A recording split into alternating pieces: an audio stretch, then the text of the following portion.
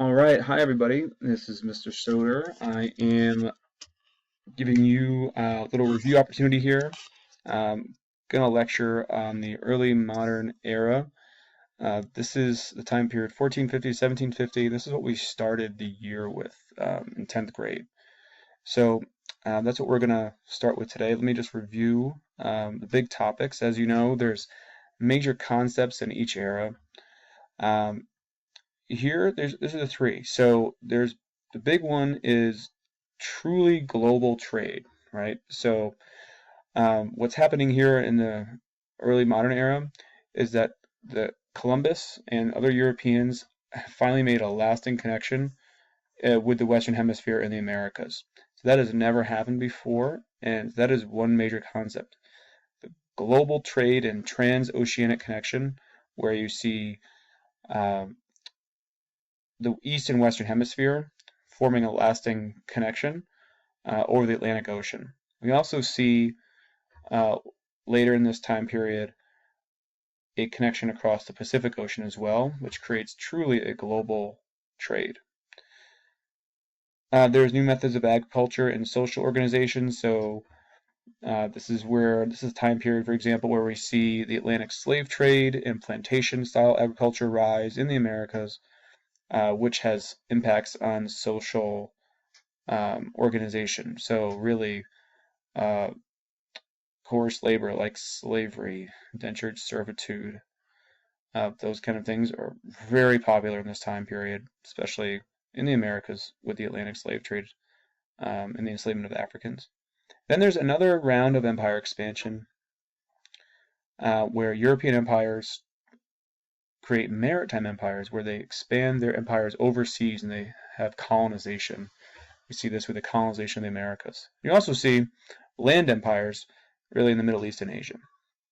Okay, so we're going to spend most of our time on this global trade idea with transoceanic connection. So this is the PowerPoint I'm going through here. You're going to see my notes in the bottom a bit here. Hopefully that's helpful to you. But I want to explain just a couple things in addition to what the notes are here. So again, you're going to see, we see intensification of all these existing trade networks and the extension of trade networks. So there's, as you know, in previous eras, it was really China, the Middle East, India, who were really the major powers and the dominant powers in the world and the most technologically advanced. However, in this time period, 1450 to 1750, we see Europe start to ascend to power. This is the rise of the Europeans in this era. This is a 300-year period. So all the Chinese maritime technology, the Muslim, the Indian technology gets built upon and added on by Europeans. They kind of fine-tune it. So one example of this new technology is the caravel ship and these lateen sails you see on the ship. Those are European creations, which facilitate this transoceanic expedition. And you've also got an understanding of the wind patterns in the Atlantic Ocean. You remember that wind patterns also enabled exploration of the Indian Ocean? Well, Europeans see the wind patterns of the Atlantic Ocean as even more predictable than those of the Atlantic Ocean. So it was much easier for them to traverse the Atlantic Ocean in these new ships specifically. So I want you to think of this question right now, and you can pause this after I ask the question to you, but I want you to know, how did Europeans kind of build on previous technology from China, India, and the Middle East? You can pause it now and answer that question for yourself and look back at what I've said if you have to. All right, next slide. So again, the technology was primarily utilized by the Spanish and the Portuguese. And there's other factors too that enable the Spanish and the Portuguese and other Europeans to travel to the Americas. So the Portuguese do some really interesting things actually. They established navigational schools in the late 1400s. So their leader, Prince Henry the Navigator, was a fan of exploration himself, and he decided, you know what, I want to make this more prominent in my society. So Portuguese actually established schools for navigation in the 1400s. As a result, the Portuguese are actually the first to make contact with West Africa and establish a kind of a trade relationship there. The Atlantic slave trade didn't start quite yet. This was not the Atlantic slave trade, but it was a more of a mutually beneficial relationship between the two places. Some spread of Christianity to West Africa as well there. The Portuguese, remember, ultimately what they try to do is they try to establish something called trading post empire in Africa and in the Indian Ocean. Basically, they use their superior military technology to, protect and take trade routes, and then their ideas are going to tax the trade routes to profit. Remember, Europeans don't have any really great goods yet to bring to the Indian Ocean, which is where all the great stuff is, like porcelain and silk and cotton and spices, even slave trade in the Indian Ocean. The Europeans just want to be a part of it, but they have nothing valuable to give or to trade, so they offer to ferry things back and forth and kind of be middlemen. Portuguese try to do that through trading post empire and get in on the trade routes. Ultimately, it fails, doesn't really work. And as we know, the Spanish, they also sponsor navigations. The Spanish and Portuguese government sponsor navigations to the New World. Okay. So in this time, there's this is where the period of mercantilism begins. Take a second, highlight the video link here, and paste it into a web browser so you can watch the video on mercantilism to refresh your memory. But this is where the policy of mercantilism comes in with the early modern era. Okay, so another idea here is that you have this global circulation of goods, right? And it relied heavily on European governments sponsoring that. The global trade, European governments wanted to be involved in it. So they sponsored, they paid for these voyages. But what the game changer was here, you got to remember, the Spanish discovered silver in the colonies they had established in the Americas. And that silver really was going one place ultimately, and that is China. China had changed its currency to silver, and silver was in great demand in China. Okay. So again, like I said before, in the Indian Ocean Trade Network, the Europeans were only middlemen. They did not have anything to bring to the table. They were merely middlemen. They would transport goods from one Asian country to another using their new ships. However, once they discover silver, their role changes. They become more of a dominant player in trade because everyone wants goods from China. Even the Muslims and the Indians of the Middle East, or of Asia and the Indian Ocean, they need silver to get Chinese goods, and the Spanish have a lot of it because they find it in their colonies. So, how did the Spanish take advantage of this? Well, they are the ones they purchase, or they conquer the islands of the Philippines, which is located directly southeast of China.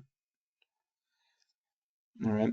And what they do is they have a link now from Europe all the way to China. So they go from China, they go from Spain to the Americas in Potosi, Bolivia, which is where their silver comes from, in Mexico. And then they go from Mexico to Philippines. They actually have an empire or a trade network that spans over 2 oceans and involves all the continents except Antarctica and Australia. So they've got this true global trade happening.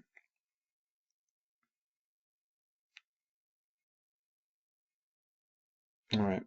And then there's also this idea of joint stock companies that happened at this time. So as Europeans are coming to the Americas, or as they're just trying to establish colonies and get involved in other trade networks, like the Indian Ocean, for example, joint stock companies are formed by European merchants.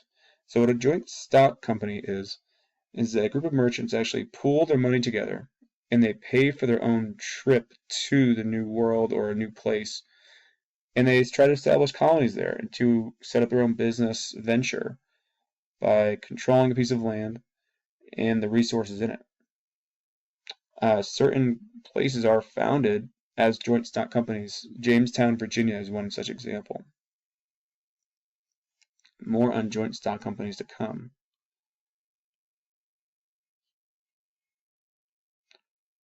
All right, continuing on with global trade and transoceanic connections. I'm going to have you stop after this slide and do a little bit of thinking here. So the major thing here under this global trade and transoceanic connection concept is the idea of the Columbian exchange. You've heard a lot about this throughout the year. You did a good job with this on your IAs, so this will be familiar to you. But just want to reiterate a couple things on the Columbian exchange. So the Columbian exchange starts with Columbus' arrival in the Americas, but the exchange itself refers to the biological exchange of plants, animals, diseases between the eastern and western hemispheres. And remember, the Columbian exchange is only referring to the biological exchange, not things like the slave trade or immigration or the global trade happening itself. Those things are happening due to colonization, the discovery of silver, all those kind of things. That is not the Columbian exchange. That is exchange due to colonization. Columbian exchange again refers to the trade and exchange of plants, animals, diseases, or flora and fauna, as we call them. So remember the spread of disease. We have three right at the bottom of your screen here: smallpox, influenza, measles.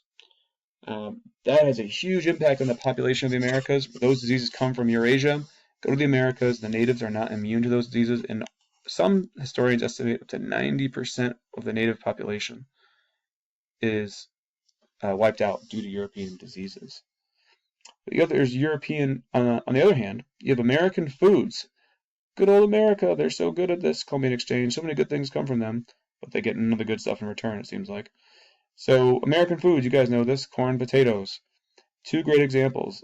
Those are found in the Americas. They go back to Europe and go back to Asia, and populations in Eurasia skyrocket. Everyone's a lot healthier, their diet's a lot better, population explodes, people live longer. Similarly, in Africa, if you remember, those two crops also can grow in Africa, and they help sustain Africa's population. So it doesn't drop actually too much, even during the years of the Atlantic slave trade. Speaking of Africa, what comes from Africa to the Americas now is okra and rice. Those are brought by African slaves to the Americas. Excuse me. So also coming from Eurasia are the plantation-style crops that also lead to slavery in the Americas. So a big one is sugar. That comes ultimately from the Southeast Asia, but it makes its way to the Middle East and then to Europe, and eventually to the Americas. So once sugar can be grown here in Brazil and the Caribbean, warm climate, just what sugar needs to grow. That's where most of the plantations, sugar plantations, were here in the Caribbean and in Brazil. Also things like coffee, and you have cotton plantations also in the Americas, in the warmer parts of the American climate. Also domestication of farm animals like pigs, cattle, cows, sheep, all come to the Americas from Europe. Those animals had a very bad impact on the Americas in terms of deforestation and soil erosion, overgrazing of grasslands. Okay, so I want you to pause it here and think about, or after I ask this question, pause it. So what are the impacts of the Columbian exchange on the Americas? And what are the impacts of the Columbian exchange on Afro-Eurasia? Think about that. Make sure you understand the two different impacts. Pause it and answer it, please. Okay, we're going to move on. This is a big slide, a big idea. This global trade and transoceanic connection, there's more to it. Obviously, you know this too. Another big part of this era is the Atlantic slave trade, probably one of the darkest periods, the saddest periods of history of the world. We'll talk more about this after the AP exam. We'll examine this topic more, actually. But these new connections formed by global trade also result in the Atlantic slave trade. It starts really in the 1500s and goes all the way to the late 1800s.